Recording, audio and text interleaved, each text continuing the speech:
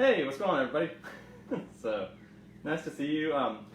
My name is Garrett Jones. I'm a double bassist up at the Arkansas Philharmonic Orchestra.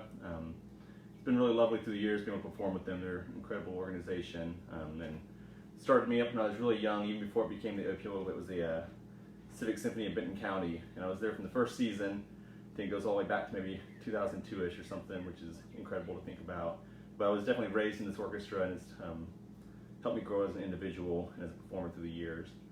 Today I'm going to play for you probably three of my favorite pieces I'm working on right now for various reasons. One of them is going to be Serge Koussevitzky's Chanson Triste.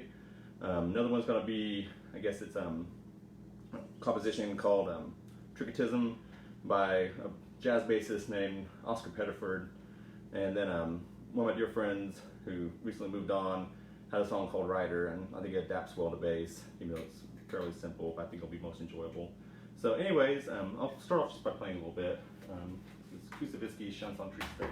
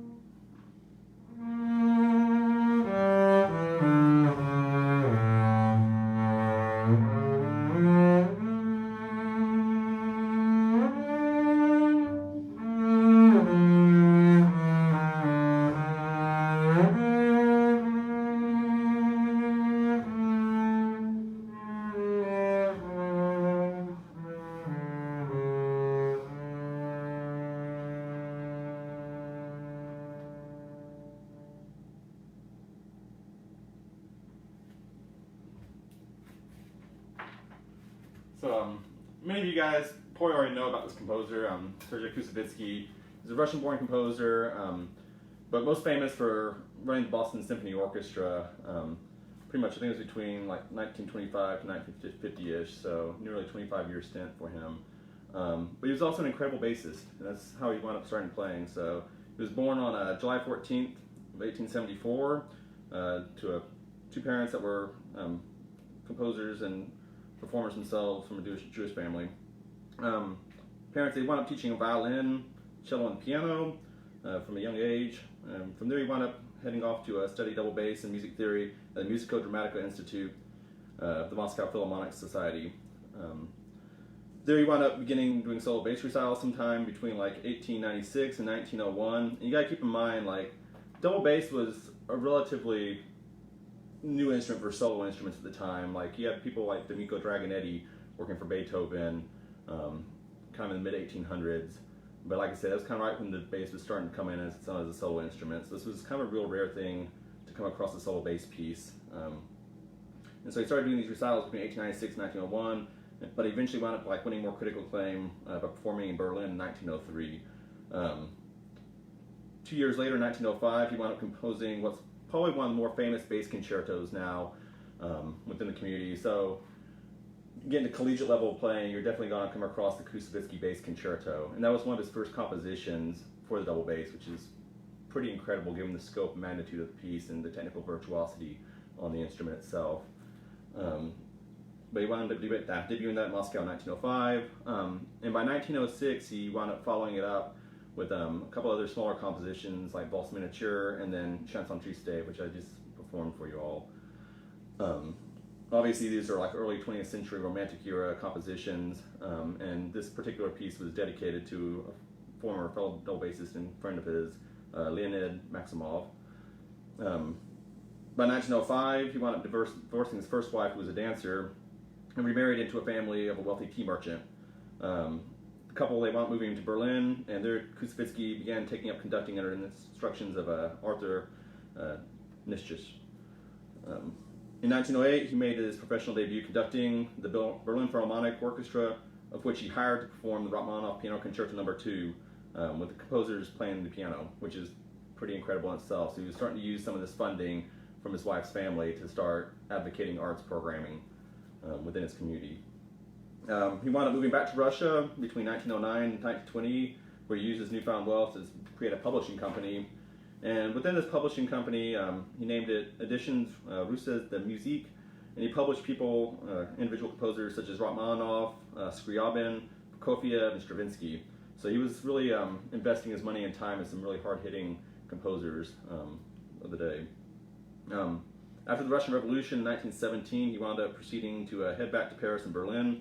We wound up organizing the Concerts Kusevitsky, which became a regular summer concert series in Paris, pretty much all the way until like the 1929, 1930s, somewhere in that range. And there he was presenting works regularly by Stravinsky, Ravel, and Prokofiev.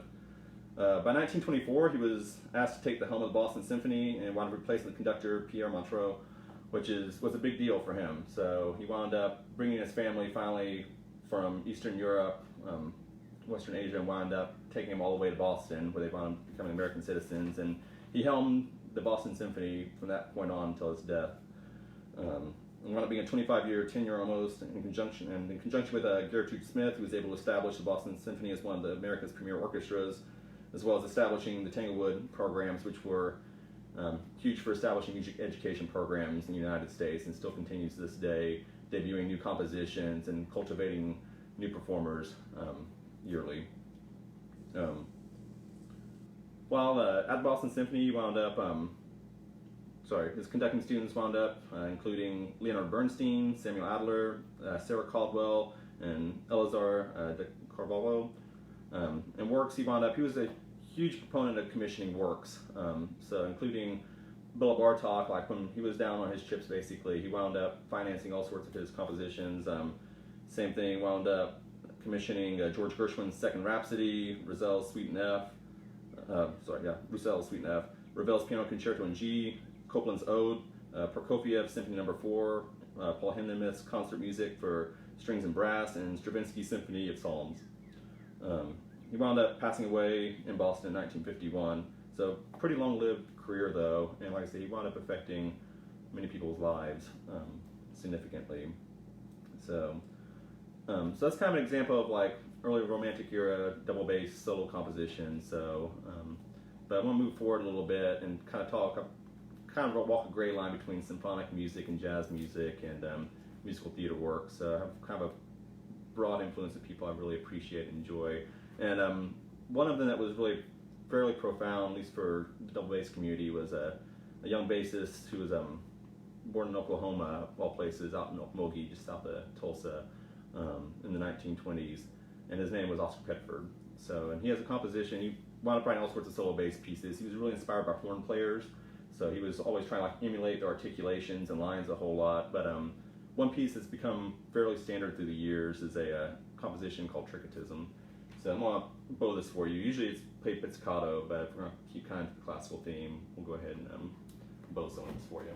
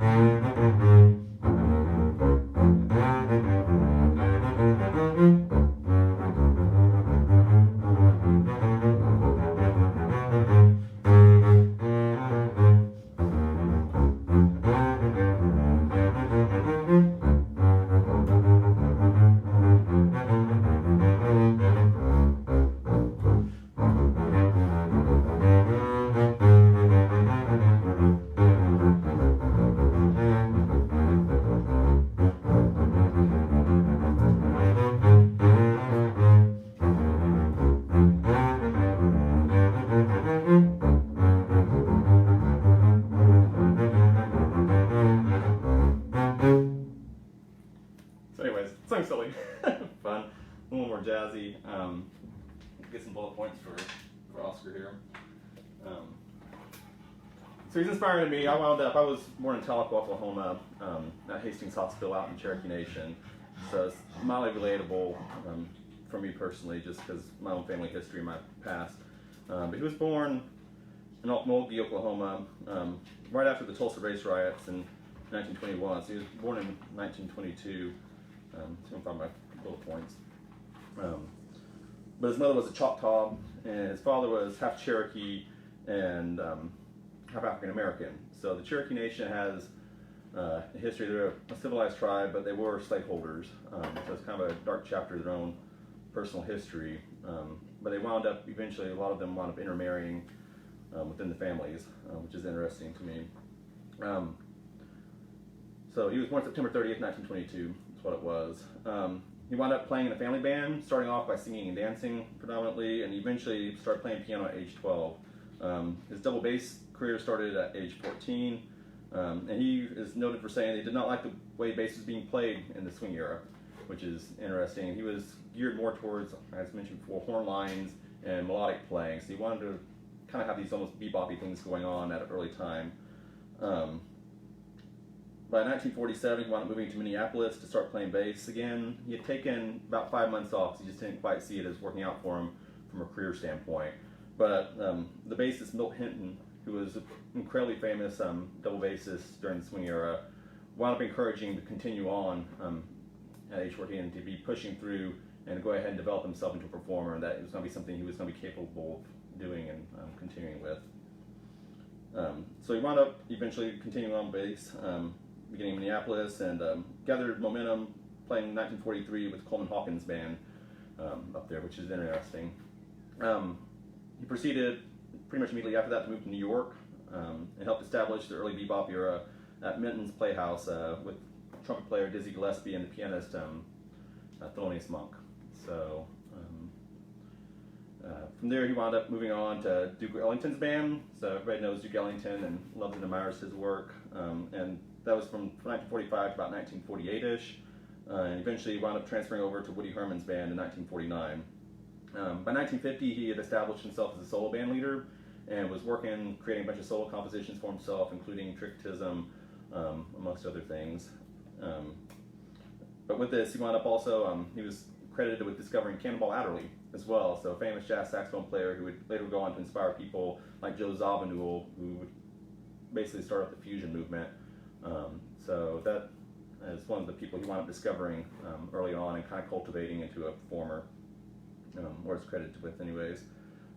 He's also primarily, also credited with creating and pioneering jazz cello. So we think of jazz cellists today such as David Baker, who recently passed on, but he was one of the foremost jazz cellists in the world at the time and music theorist for jazz studies at Indiana Bloomington. But he was largely influenced by Oscar Pettiford's playing of the cello. The difference was, what was interesting, Pettiford switched over to cello briefly because of an arm injury to his right arm, like it was in a sling. He had a hard time playing bass. Just the mechanics of it's much more difficult to a certain degree, or just a little more physical.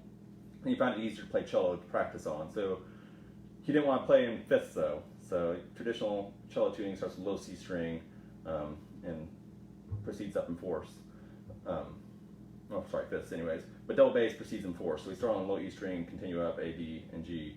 So he wound up retuning the cello like a double bass and tuned it in fourths, but just an octave higher than a traditional bass's strings. That's how he wound up playing it. Eventually though, he wound up just bringing it out on gigs as a joke to start off with, and just to kind of almost prank the band leaders during little solo sections. But it wound up becoming a shtick eventually, and something he really enjoyed doing. So he would play double bass and cello many times with the bandstand in conjunction with one another. Eventually, he wound up moving to Copenhagen in Europe, in Denmark, but wound up passing away 2 years later from a disease that's closely related to polio, so from a virus. So he wound up only living to age 37, but at the time he wound up inspiring a whole generation of bebop musicians, along with a whole generation of double bass players, and it's fairly incredible, the people that kind of were taken under his wing. And that includes performers such as Ray Brown, who's hands down probably recognized as one of the foremost walking bassists, particularly from the late 40s all the way, basically I think until like 99 or 98 when he passed away. Charles Mingus, who was enormous as a composer and as a double bassist as well, sharp personality as well.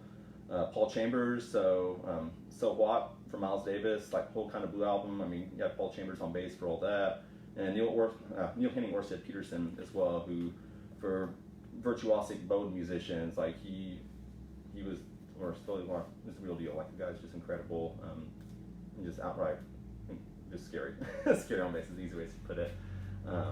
So that's a little tune or a little taste of Oscar Pettiford's work. Does anybody have any questions up to this point?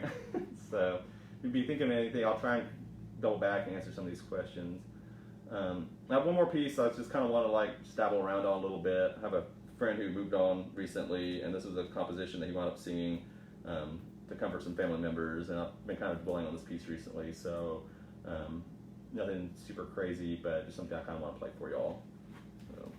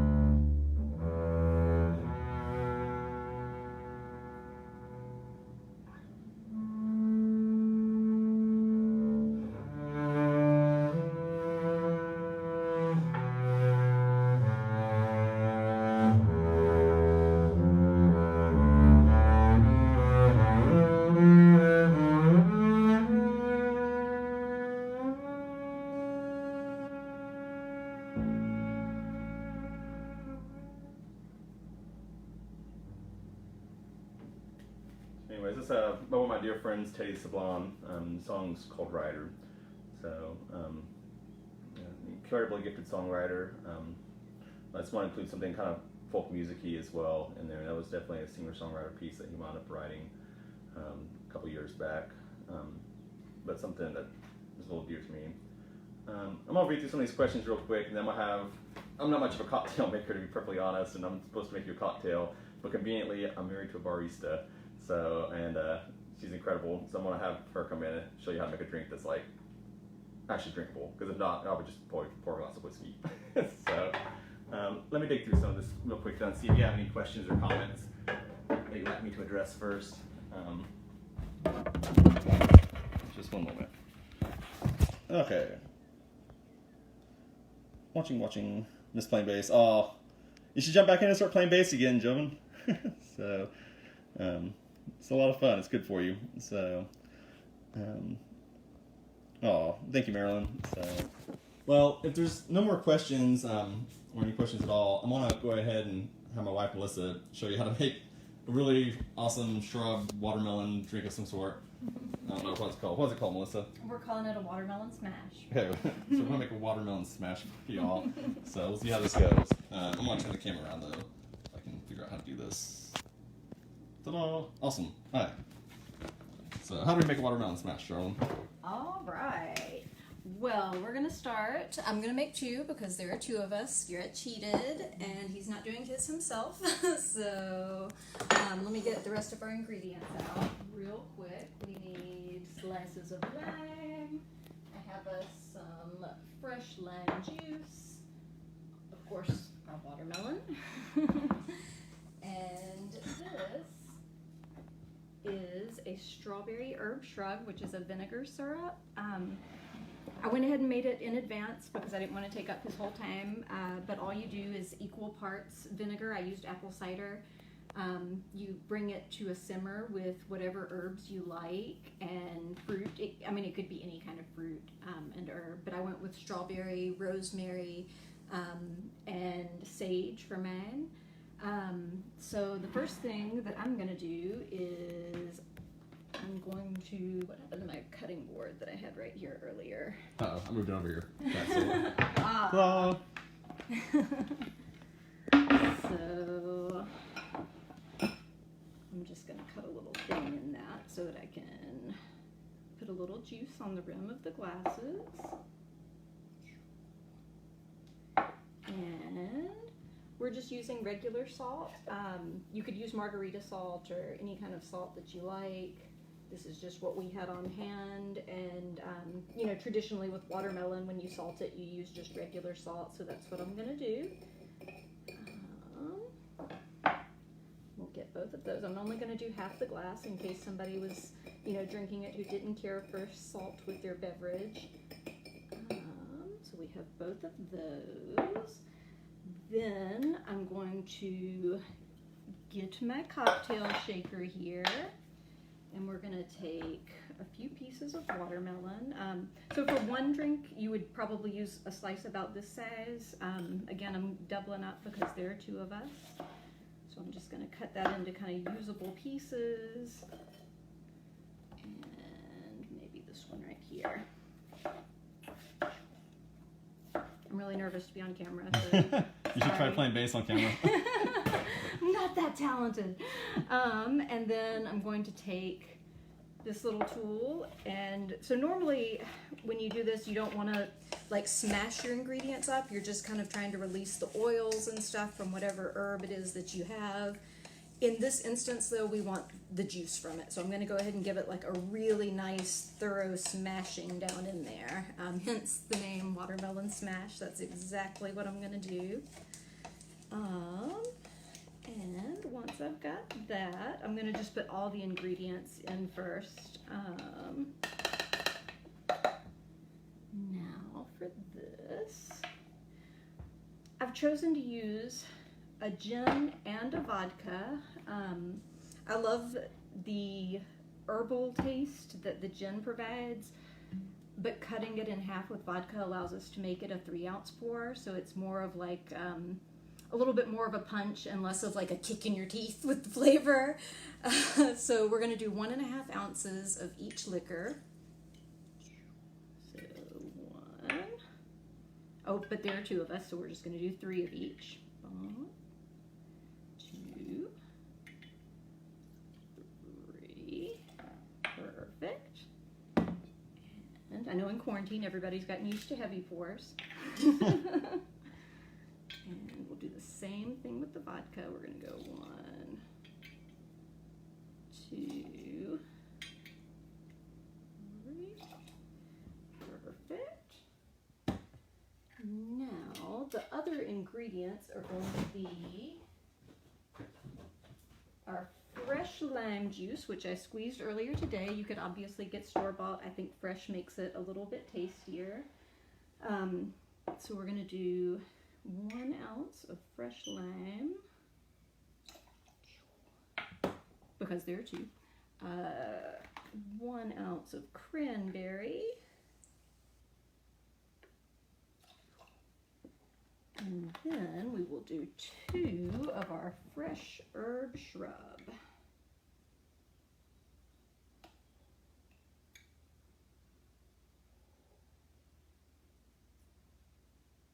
The vinegar flavor in the shrub can be a little bit much for some people, but I think the watermelon balances it out nicely. Our next step, I went ahead and did a little bit of prep. Garrett said the longer I could take, the better. But I did. I think I ended up a lot of time after all. So I want this to be kind of like a slushy in a sense. So what I'm going to do is smash this ice. If you had like one of those fancy refrigerators that will pre-crush the ice for you or something, you could skip this step. But I married a musician, so we don't have a fancy refrigerator. So I'm going to use a hammer. Yay! Awesome. And we're going to get all the air out of this bag as much as possible. And we're going to wrap it up in a towel. And I have to do this twice. This is going to be the most time-intensive part of my cocktail making. Sorry, guys.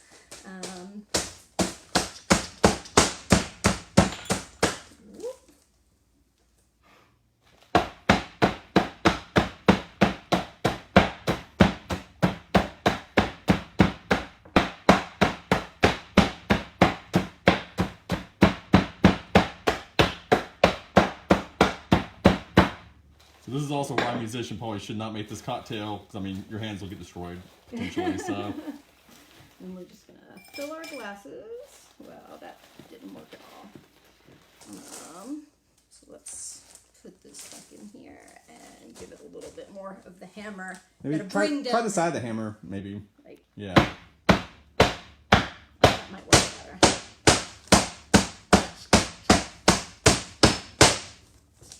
Okay. Oh, much better. Thank you, Garrett. No problem. I'm a fair share of carpentry work as well. So that's 1. That gives us 1 glass full. And then we're going to repeat the same thing over here. Just set it off to the side.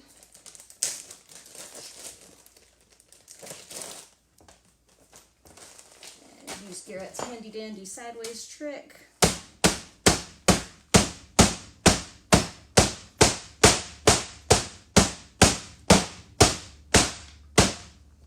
Budding percussionist, that's what I think. So. Oh, maybe a little bit more. That didn't quite do it either. We need a snare drum or something for you. Right, I'm gonna like bust that cutting board here. Yeah, sorry. You probably haven't seen that in any of your other cocktail videos, have you?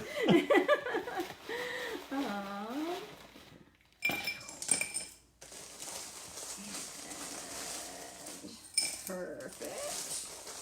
Pull those all the way up to the top, and then we'll just take some of this leftover ice here, and it can go directly in the shaker.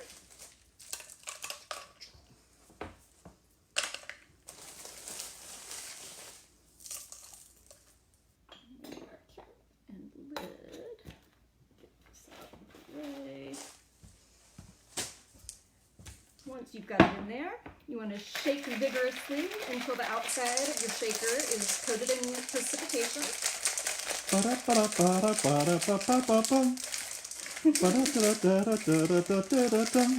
All right.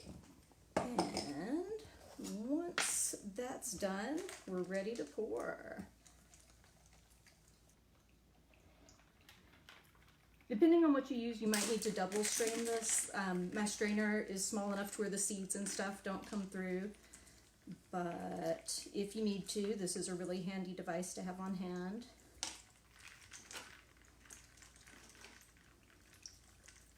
And then we get to do the most fun part of all, which is the garnishes. I opted for giant pieces of watermelon to go on them. So each drink, you just want to make a little slice, and it gets its own slice of watermelon to go with. Keep you hydrated with your 3-ounce pour. And I also got us umbrellas, because what's a summer drink without an umbrella?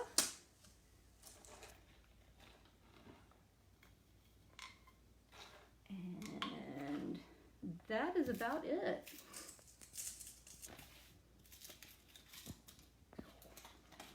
Ta-da! Lovely. Here, let's turn this around. We'll cheers it, and how do I switch this back around again? Boom.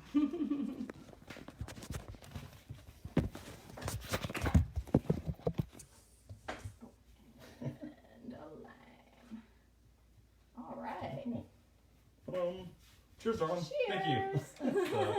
Happy drinking and happy music, y'all, and see y'all soon.